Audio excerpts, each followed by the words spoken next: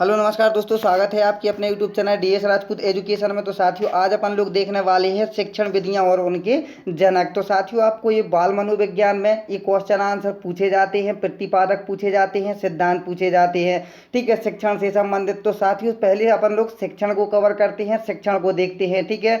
तो दोस्तों, आपको वीडियो देखना है, पूरा का पूरा वॉच करना है, वीडियो को स्किप बिल्कुल मत करना है, ना ही आपको वीडियो को छोड़ करके भागना है, ठीक है। तो दोस्तों, अगर आप लोग UP TET, C TET, super TET जैसे एग्जाम्स की तैयारी कर रहे हैं तो जरूर हमारे साथ बने रहिएगा दोस्तों, शुरू से अंत तक। अगर वीडियो पसंद आए तभी आप लोग वीडियो को लाइक और चैनल को सब्सक्राइब करेंगे, ठीक है। तो दोस्तों, चलते हैं, अपन लोग शिक्षण को जानते हैं, शिक्षण विधियां और उनके जनक के बारे में बाद में देखेंगे, ठीक है। पहले अपन शिक्षण को समझते हैं, शिक्षण कहते किसको है, ठीक है, शिक्षण की परिभाषा क्या होती है। तो साथियों, शिक्षण कहते किसको है, ठीक है। अगर आपको टीचर बनना है तो शिक्षण आपको जानना होगा, ठीक है। तो शिक्षण किसको कहते हैं, तो देखते हैं शिक्षण की परिभाषा। तो क्या है साथियों, एक शिक्षक अपने छात्रों को सीखने के लिए जिस क्रिया का प्रयोग करता है या सीखने के लिए प्रेरित करता है वही आपका शिक्षण कहलाता है, ठीक है।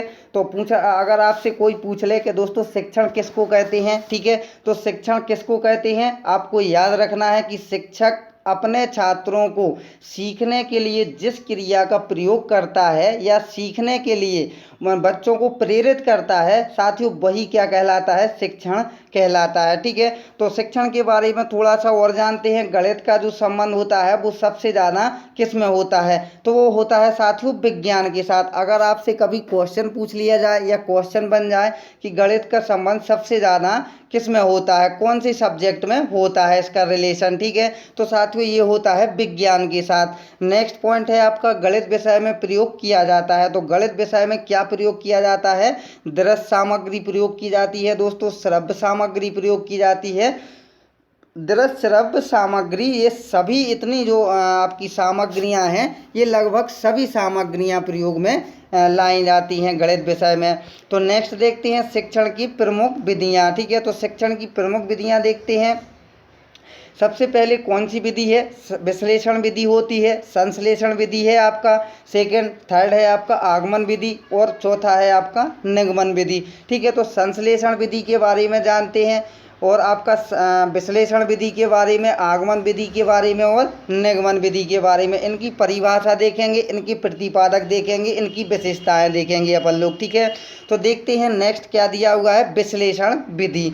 तो विश्लेषण विधि की पहले परिभाषा देखते हैं, विश्लेषण किसको कहते हैं। तो विश्लेषण से आप लोग समझ ही गए होंगे दोस्तों, उसका क्या करना, परीक्षण करना। जैसे कि किसी भी वस्तु को छोटे छोटे विभागों में बांटकर उसका अध्ययन करना क्या कहलाता है, विश्लेषण विधि कहलाती है। तो विश्लेषण आप लोग समझ ही गए होंगे, आप लोग भी किसी चीज़ का विश्लेषण करते होंगे। तो विश्लेषण किसको कहते हैं कि किसी भी वस्तु या चीज़ को छोटे छोटे भागों में बांटकर जो अध्ययन किया जाता है उसको अपन क्या कहते हैं, विश्लेषण विधि कहते हैं। तो इसकी विशेषता क्या होती है, ये अज्ञात से लेकर के ज्ञात की ओर जाती है, यानी कि हमें जिस चीज़ का पता नहीं होता है उस चीज़ को अपन सीखते हैं। ये कौन सी विधि है, ये विश्लेषण विधि है आपकी। और इसमें नेक्स्ट पॉइंट क्या दिया हुआ है, निष्कर्ष से लेकर के तथ्यों की ओर जाते हैं, ठीक है। इसका पता लगाते हैं, अपन को उसमें कोई भी चीज़ पता नहीं रहती है तो अपन लोग पता करते हैं, यानी कि अज्ञात हैं अपन किसी चीज़ से लेकिन ज्ञात की ओर जा रहे हैं, अज्ञात भले ही हैं लेकिन उस चीज़ को सीखने की कोशिश कर रहे हैं। तो ये किस में आता है, ये विश्लेषण विधि के अंतर्गत आता है। नेक्स्ट पॉइंट देखते हैं। तो दोस्तों नेक्स्ट पॉइंट आपका क्या हो जाएगा, संश्लेषण विधि। तो संश्लेषण विधि की परिभाषा देखते हैं। संश्लेषण विधि किसको कहते हैं, किसी भी समस्याओं, वस्तुओं, विचारों आदि को एकत्रित करके जो अध्ययन किया जाता है उसे अपन क्या कहते हैं, संश्लेषण कहते हैं। यानी कि अगर आपको कोई समस्या होती है, समस्या उत्पन्न खड़ी हो जाती है, तो समस्या होने पर अपन लोग उस समस्या का समाधान ढूंढते हैं, उसका विश्लेषण करते हैं, संश्लेषण करते हैं कैसे करते हैं, पता लगाते हैं कि हमसे कहाँ गलती हुई, कहाँ हमने भूल की, कहाँ किस चीज़ का आपने ध्यान नहीं दिया, जिससे कि उसका अध्ययन अपन करते हैं बाद में, वो क्या कहलाता है, वो संश्लेषण कहलाता है। तो संश्लेषण की परिभाषा क्या हो जाएगी संश्लेषण विधि की, कि किसी भी समस्याओं, वस्तुओं, विचारों आदि को एकत्रित करके जो अध्ययन किया जाता है उसे अपन क्या कहते हैं, संश्लेषण विधि कहते हैं। तो इसकी जो विशेषता होती है वो क्या होती है, ज्ञात से अज्ञात की ओर जाते हैं। यानी कि आपने कोई भी चीज़ करने से पहले जो भूल की है उसका अपन लोग समाधान ढूंढते हैं, जब तो अपन लोग उस चीज़ का पता लगाते हैं, ठीक है। तो वो मिस पॉइंट आप लोग ढूंढते होंगे, हम भी ढूंढते हैं, आप भी ढूंढते होंगे, ठीक है। तो यानी कि हमें ज्ञात है वो चीज़, लेकिन जहाँ पर भूल हुई वो चीज़ का हम लोग पता लगाते हैं ज्ञात होने की बात। तो ये किस में आता है, संश्लेषण विधि में आपका आता है। क्या है, तथ्यों से निष्कर्ष की ओर। तो सीधा सीधा कह सकते हैं विश्लेषण जो होता है वो संश्लेषण का उल्टा होता है, ठीक है। तो ये महत्वपूर्ण पॉइंट है दोस्तों, अगर आपको महत्वपूर्ण लगे तो आप लोग इसको नोट डाउन भी कर सकते हैं, ठीक है। तो दोस्तों ये ऐसे आपके लिए पॉइंट लेकर आए हैं जो क्वेश्चन आपसे पूछे जाते हैं, ठीक है। नेक्स्ट है आपका आगमन विधि। तो आगमन विधि में क्या होता है, आगमन विधि में दोस्तों उदाहरण होता है पहले, फिर उसका निरीक्षण करना, नियम बना लेना या नियम का सत्यापन करना। ये किस चीज़ के अंतर्गत आता है, आगमन विधि के अंतर्गत आता है। तो दोस्तों अगर आपसे क्वेश्चन पूछा जाए तो उदाहरण कौन सी विधि का उदाहरण हो जाएगा आपका, कौन सा उसका फैक्ट हो जाएगा, तो आपको आंसर क्या टिक करना है, आगमन विधि का, ठीक है, आगमन का।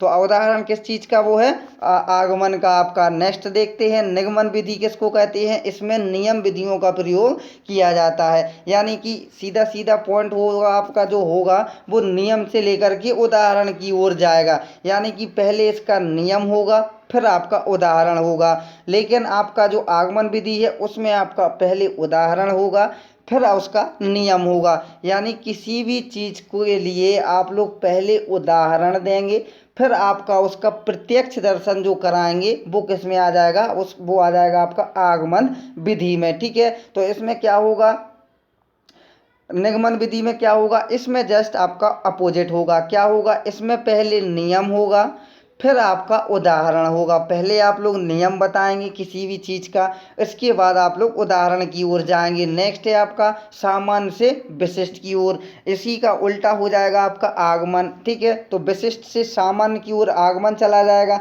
निगमन में पूछा जाए आपसे तो सामान्य से विशिष्ट की ओर। यानी कि अपन लोग कह सकते हैं कि जो आगमन है, आगमन का उल्टा होता है निगमन विधि में, ठीक है। तो नेक्स्ट पॉइंट देखते हैं। तो साथियों आप देखते हैं अपन लोग शिक्षण विधियां और उनके जनक। दोस्तों ये जितने भी आपको जनक और विधियां लेकर आए हैं ये बहुत ही महत्वपूर्ण है दोस्तों। ये आपसे हमेशा एक ना एक क्वेश्चन पूछा जाता है दोस्तों। अगर आप ये वीडियो को पूरा वॉच करेंगे तो आज आप लोग 5 नंबर अपने पक्के करके ही जाओगे, ठीक है। तो देखते हैं दोस्तों शिक्षण विधियां और उनके जनक। तो आपको एक साइड विधियां दी हुई हैं, एक साइड आपको जनक दिया हुआ है।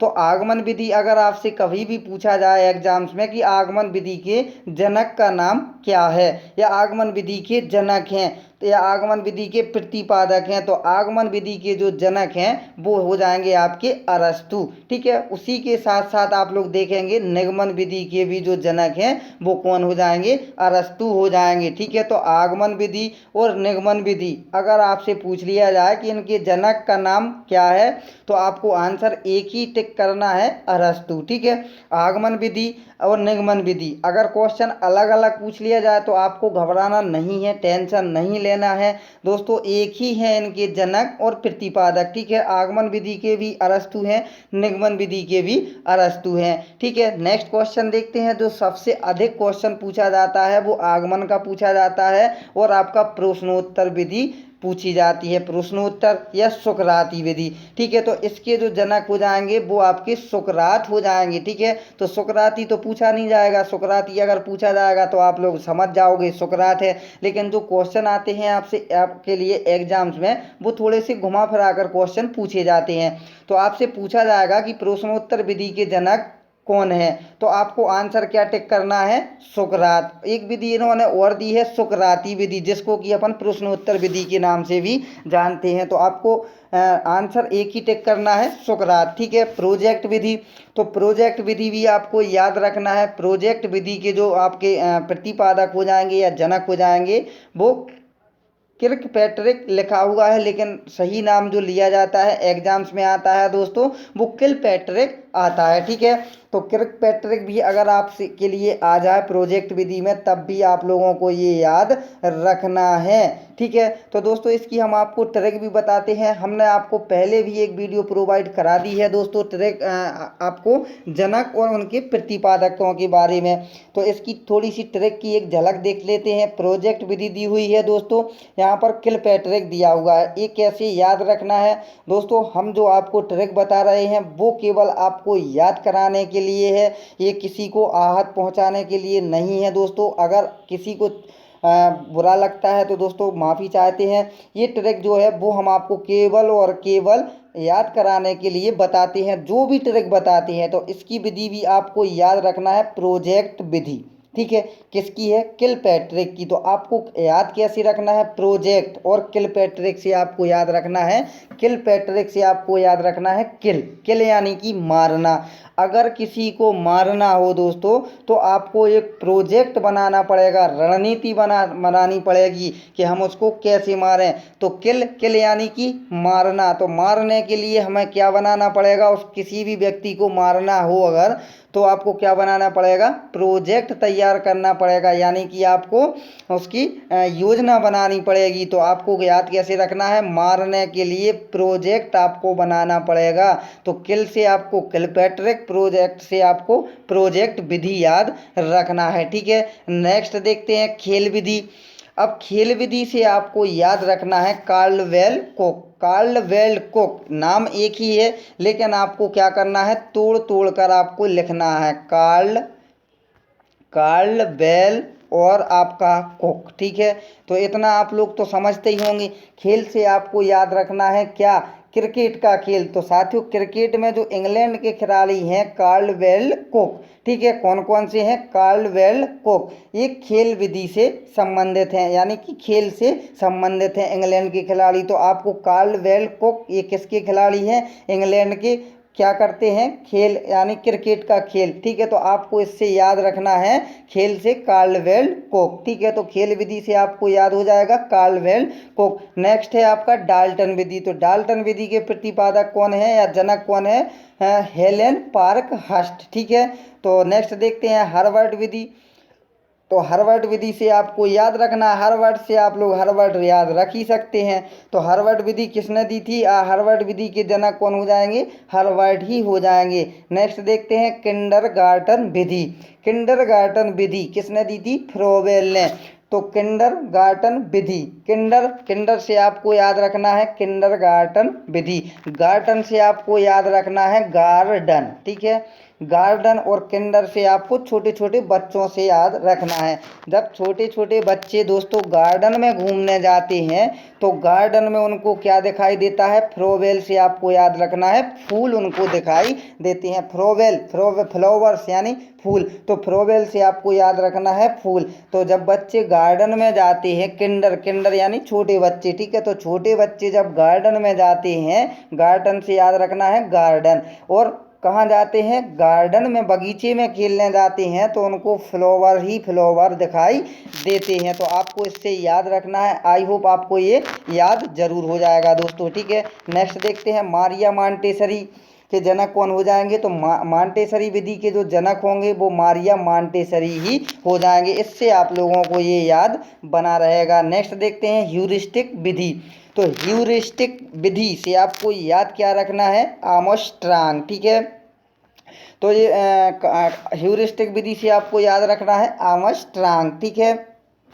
नेक्स्ट क्वेश्चन देखते हैं गेरी विधि। तो गेरी विधि के जो जनक हो जाएंगे वो एडवर्ड हो जाएंगे। याद रखना दोस्तों, गेरी विधि के जनक कौन हो जाएंगे? एडवर्ड।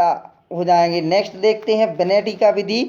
बेनेटिका विधि के जनक कौन हो जाएंगे? तो डॉक्टर कार्ल्टन वाशबर्न हो जाएंगे। ठीक है, तो बेनेटिका विधि के जनक या प्रतिपादक कौन होंगे? Doctor Carlton Washburn. ठीक है, नेक्स्ट देखते हैं ड्रेकाली विधि के जनक। तो ड्रेकाली से आपको ड्रेकाली ही याद रखना है। ठीक है, तो ड्रेकाली विधि के जनक कौन हो जाएंगे? ड्रेकोली हो जाएंगे। नेक्स्ट देखते हैं संवाद विधि के जनक कौन है? तो संवाद विधि के जो जनक हैं वो हो जाएंगे आपके प्लेटो। ठीक है, तो संवाद विधि से याद क्या रखना है? प्लेटो। तो आशा करता हूं दोस्तों आपको ये हर एक विधि समझ आई होगी। अगर आपको समझ आई है तो वीडियो को लाइक कर दें। अगर आप लोग यूट्यूब चैनल पर पहली बार आपके अपने YouTube channel DS Rajput education पर पहली बार विजिट कर रहे हैं तो चैनल को सब्सक्राइब करना बिल्कुल मत भूलिएगा। साथियों नीचे आपको लिखा हुआ है रेड अक्षरों में सब्सक्राइब। तो सब्सक्राइब पर केवल आपको उंगली रखना है। जैसे ही आप लोग उंगली रखेंगे ब्लैक हो जाएगा और आपको ब्लैक होने के जस्ट तुरंत बाद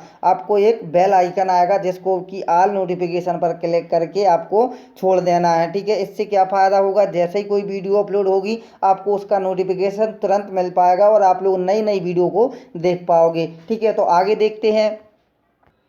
नेक्स्ट देखते हैं दोस्तों, अपन ने ये देख लिया है आगमन विधि प्रत्यक्ष से प्रमाण की ओर, स्थूल से सूक्ष्म की ओर, विशिष्ट से सामान्य की ओर। ठीक है, जस्ट अपोजिट होता है आपका निगमन विधि में। तो निगमन विधि में क्या आएगा? नियम से उदाहरण की ओर, सामान्य से विशिष्ट की ओर, सूक्ष्म से स्थूल की ओर, प्रमाण से प्रत्यक्ष की ओर। ठीक है, तो जस्ट अपोजिट हो जाएगा। आपको एक का याद कर लेना है और आपको जस्ट अपोजिट कर लेना है। नेक्स्ट कुछ क्वेश्चन देखते हैं। 1 लाइनर वाले क्वेश्चन है। आगमन विधि के जनक कौन है? हमने बताया था आपको अरस्तु। ठीक है, निगमन विधि के भी हमने आपको जनक बताया था। क्या बताया था? अरस्तु ही है। और नेक्स्ट है आपका प्रोजेक्ट विधि। तो प्रोजेक्ट विधि के जनक कौन हो जाएंगे? किर्कपैट्रिक। और डाल्टन विधि के तो कुमारी हेलेन पार्कहर्स्ट। ठीक है, तो किंडरगार्टन विधि के जनक कौन हो जाएंगे? फ्रोबेल हो जाएंगे। ये हमने आपको इतने प्रोवाइड करा दिए हैं और ये हमने आपको बता दिया है। अब देखते हैं थोड़ा सा कुछ मुख्य पॉइंट। ठीक है, तो नेक्स्ट क्वेश्चन देखते हैं किंडरगार्टन का शाब्दिक अर्थ क्या है? दोस्तों ये क्वेश्चन पूछा जाता है आपसे, कई बार पूछा गया है, पूछे जाने की संभावना भी है। तो किंडरगार्टन शाब्दिक जो अर्थ होता है इसका वो होता है बच्चों का बगीचा। ठीक है, इसकी हमने आपको ट्रिक भी बताई थी। ठीक है, तो आपको याद रखना है किंडरगार्टन शब्द का जो शाब्दिक अर्थ होता है वो बच्चों का बगीचा होता है। नेक्स्ट है आपका मॉन्टेसरी विधि के जनक कौन हो जाएंगे? मारिया मॉन्टेसरी हो जाएंगी। ह्यूरिस्टिक विधि के जनक कौन हो जाएंगे? आर्मस्ट्रॉन्ग हो जाएंगे। ठीक है, नेक्स्ट देखते हैं ह्यूरिस्टिक शब्द का अर्थ क्या होता है? तो ह्यूरिस्टिक शब्द का अर्थ जो होता है वो खोज करना होता है। ठीक है, और ह्यूरिस्टिक विधि की खोज या जनक कौन है? तो वो हो जाएंगे आर्मस्ट्रॉन्ग। तो अब आप लोगों को ये ट्रिक भी याद हो जाएगी। कैसे याद हो जाएगी? खोज करना। ह्यूरिस्टिक का जो शाब्दिक अर्थ होता है खोज करना। तो दोस्तों खोज कौन कर सकता है? जिसकी भुजाओं में ताकत हो। आर्म यानी भुजाएं। तो जिसकी भुजाओं में ताकत हो वही खोज कर सकता है। तो ह्यूरिस्टिक विधि से आपको याद रखना है इसके जो प्रतिपादक या जनक है वो कौन है? आर्मस्ट्रॉन्ग। ठीक है, तो ऐसे आपको याद हो जाएगा। नेक्स्ट देखते हैं ग्रीक भाषा में ह्यूरिस्टिक शब्द का अर्थ क्या है? तो उत्पन्न हो जाएगा। ठीक है, बेसिक शिक्षा प्रणाली के जनक कौन हो जाएंगे? महात्मा गांधी। ये क्वेश्चन भी साथियों आपसे कई बार पूछा जाता है। तो साथियों आशा करता हूँ आपको ये वीडियो पसंद आई होगी। अगर आपको पसंद आई है तो वीडियो को लाइक कर दें और आपने अगर अभी तक चैनल को सब्सक्राइब नहीं किया है तो चैनल को जरूर सब्सक्राइब कर दें। दोस्तों अगर आपको कोई दिक्कत है, समस्या है तो हमें आप लोग कमेंट बॉक्स में ज़रूर बता सकते हैं। अगर आप लोग कोई अलग से सब्जेक्ट पढ़ाना चाहते हैं तो वो भी हमें आप लोग कमेंट में बता सकते हैं। तो साथियों चलते हैं, मिलेंगे नेक्स्ट वीडियो में। जब तक के लिए जय हिंद, जय भारत, वंदे मातरम दोस्तों।